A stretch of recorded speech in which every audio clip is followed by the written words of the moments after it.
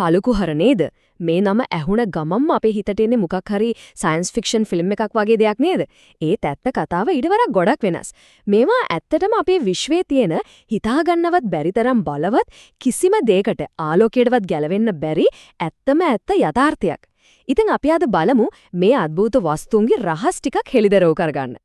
හොඳයි. ඉතින් අපි මේ ගමන කොහොමද යන්නේ? මුලින්ම අපි කතා කරනවා අපේම ගැලැක්සියේ. ඒ කියන්නේ ක්ෂීරපතයේ හදවතේම ඉන්න යෝධයෙක් ගැන. ඊට පස්සේ බලමු මේ අමුතු වස්තුන් ඇත්තටම හැදෙන්නේ කොහොමද කියලා. ඊළඟට ඒවට ලං වුණොත් ආයේ කවදාවත් එළියට එන්න බැරි සීමාව ගැනත් ඇසට නොපෙනෙන දෙයක ෆොටෝ එකක් ගත්ත පුදුම විදිය ගැනත් කතා කරනවා. අවසානයේට මේ කලුකුහර විශ්වයේ ලොකුම ප්‍රහේලිකා විසඳන්න අපිට උදව් වෙන්නේ කොහොමද කියලා අපි බලමු. හරි. එහෙනම් අපේ පළවෙනි නැවතුම. අපේ මිදුලේ ඉන්නේ යෝධයා. ඔව් අපේම ක්ෂීරපත මන්දාකිනියේ හරි මැද අපිට නොපෙනුනාට හැමදේම පාලනය කරන අදෘශ්‍යමාන බලවේගයක් සැඟවිලා ඉන්නවා. ඉතින් මොකද්ද මේ රහස? ඇත්තටම අපේ ගැලැක්සියේ හදවතේ හැංගිලා තියන්නේ මොකද්ද? විද්‍යාඥයෝ අවුරුදු ගාණක් තිස්සේ හොයපු ඒ දේ ගැන දැන් අපි කතා කරමු. උත්තරේ තමයි Sagittarius A* නැත්නම් අපි කෙටියෙන් කියමු SGR A* කියලා.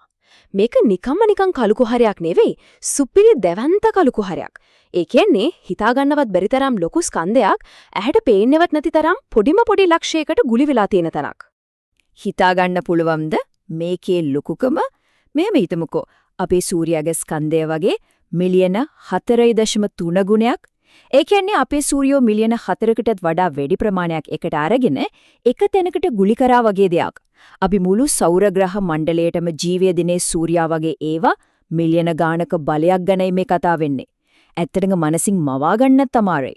ඉතින් ඇසට නොපෙනෙන දෙයක් තියෙනවා කියලා හොයාගන්නේ කොහොමද? රයින්හාඩ් ජෙන්සෙල් සහ ඇන්ඩ්‍රියා ගෙස් ප්‍රමුඛ විද්‍යාඥයෝ කණ්ඩායමක් මේ වෙනුවෙන් නොබෙල් ත්‍යාගයක්ත් දිනාගත්තා. එයාලා පාවිච්චි කළේ හරිම අපූර්ව ක්‍රමයක්. එයාලා කලේ ඒ අහල පහල තියෙන තරු දිහා අවුරුදු ගාණක් බලාගෙන හිටපු එක. එතකොට එයාලා දැක්කා S2 වගේ තරු පිස්සු වේගයකින් නොපෙනෙන ලක්ෂයක් වටේ කරකිනවා. යම් දෙයක් මේ තරම් වේගෙන් කැරකෙන තරු ටිකක් ඇදලා තියාගන්න නම් එතන අති විශාල ගුරුත්වාකර්ෂණයක් තියෙනම ඕන. ඉතින් ඒක පැහැදිලි කරන්න පුරවන එකම විදිය තමයි එතන සුපිරි දැවැන්ත කලුකුහරයක් තියෙනවා කියන එක.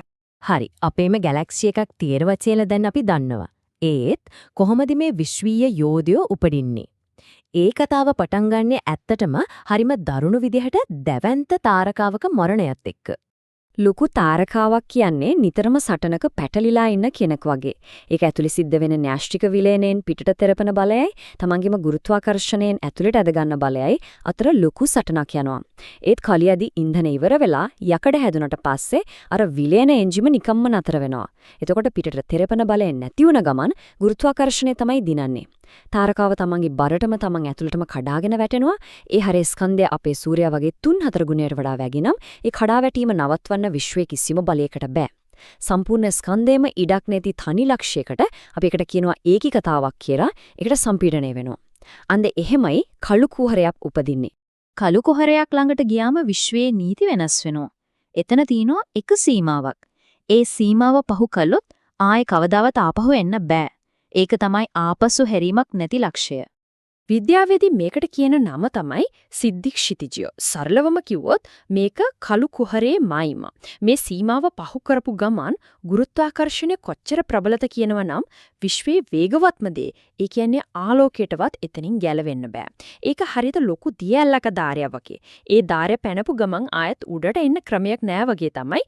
හාවර්ඩ් විශ්වවිද්‍යාලයේ මහාචාර්ය A.V. ලෝබ් මේක හරිම ලස්සනට පැහැදිලි කරනවා. එතුමා කියන්නේ සිද්ධික්ෂිතිජය කියන්නේ අන්තිම හිරගෙදර බිත්තිය වගේ.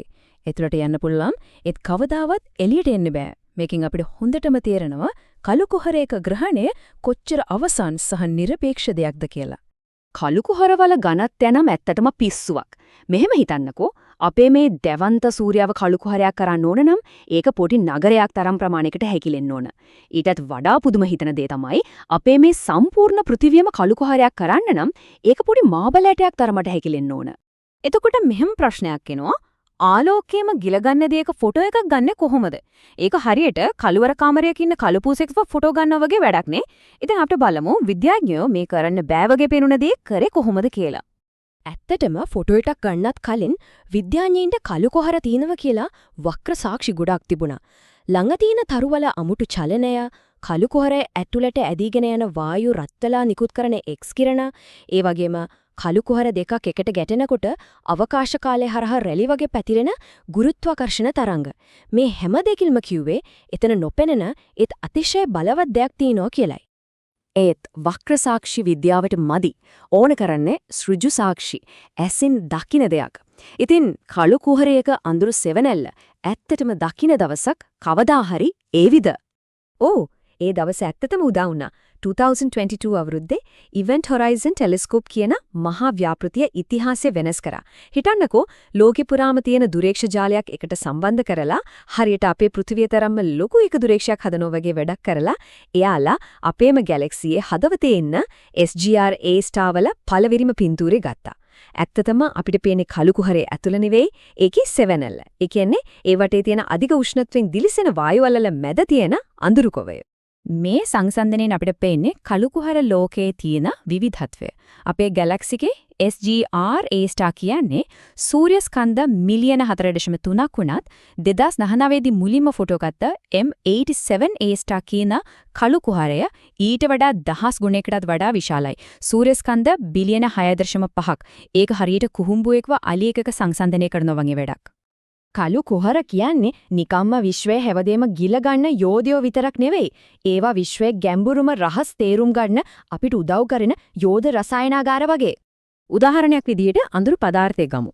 විශ්වයේ වැඩිම කොටසක් හැදිලා තියෙන්නේ මේ නොපෙනෙන අద్భుත දේන්. ඉතින් කළු කුහර දෙකක් එකට ගැටෙනකොට ඒ කම්පනය අවකාශය පුරා ගුරුත්වාකර්ෂණ තරංග විදිහට පැතිරෙනවා. ඒ තරංග අපි ගාවට එන ගමන් මග වෙනස් වෙලාද කියලා බැලුවොත් ඒ අතර මග අඳුරු පදාර්ථ තිබුණද කියලා අපිට අනුමාන කරන්න පුළුවන් වෙනවා. ඒ වගේම අයින්ස්ටයින්ගේ සාමාන්‍ය සාපේක්ෂතාවාදය පරීක්ෂා කරන්න මීට වඩා හොඳ තැනක් විශ්වයේ හොයාගන්න බෑ. ගුරුත්වාකර්ෂණය උපරිමයටම ක්‍රියාත්මක වන කළු කුහර ළඟදී අයින්ස්ටයින්ගේ සමීකරණ වැරදීද කියලා බලන්න විද්‍යාඥයෝ හැමතිස්සෙම උත්සාහ කරනවා. ඒත් පුදුම දේ කියන්නේ අවුරුදු 100කටත් පස්සේ අයින්ස්ටයින් තවමත් නිවැරදි.